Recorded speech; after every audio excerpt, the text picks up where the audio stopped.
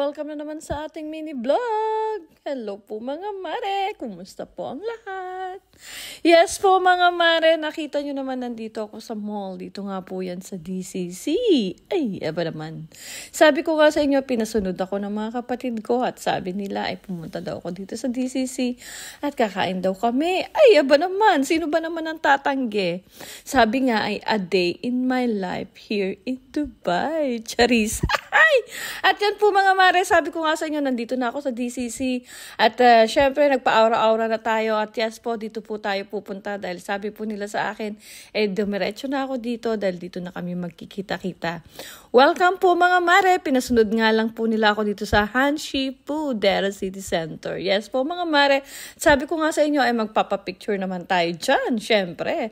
Dati nakasama ko na dito yung aking anak, si Jamaica May. Shoutout po.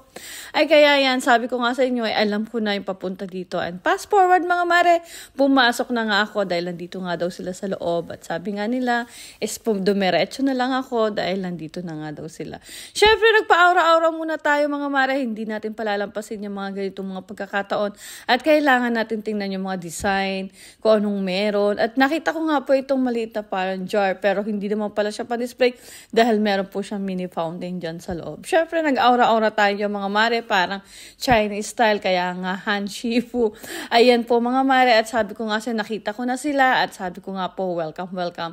At yan nga po mga mare, sabi ko sa inyo, hindi na ako o-order kasi yan po is unlimited. Thank you po nga pala sa mga pamilya. Wow! Shoutout po sa pamilya Gamara. And then dito po kinatit sa Avi. Pamilya Nick daw. Ay, yawa naman. Shoutout po sa inyo at thank you so much po. Dahil sabi ko nga sa inyo, in-invite po nila ako. Hello, Ali and Gabriel. And hello, Sion. Dahil nandito na nga po sila at ready na nga po tayo kumain.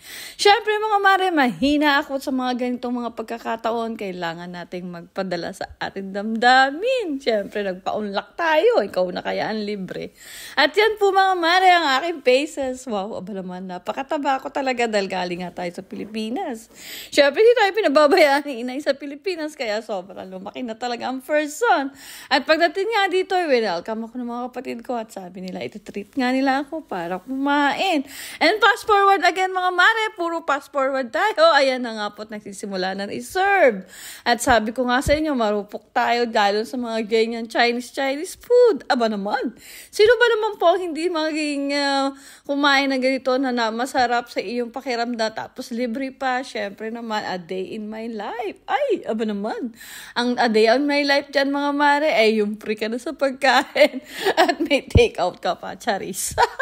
At yan po mga mare, nakita nyo naman siguro effective yung binigay sa akin ni ate na pampaswerte dahil kita nyo naman, napakaswerte ng taon, napakaswerte araw-araw. At yan po mga mare, sinisimulan na po namin kumain. Sabi ko nga sa inyo, tara, kumain tayo. Ayan. At pag ito sa pagkakataon ganito ay talagang medyo parang galit-galit muna tayo dahil kakain muna ang person. Ay, aba naman. Sabi ko nga sa inyo mga mare, napakasarap ng buhay natin pag ganito, charis. At yan po mga mare, sabi ko nga sa inyo, dito na lang po magtatapos ang aking vlog. See you po again. May part 2 pa to. Bye!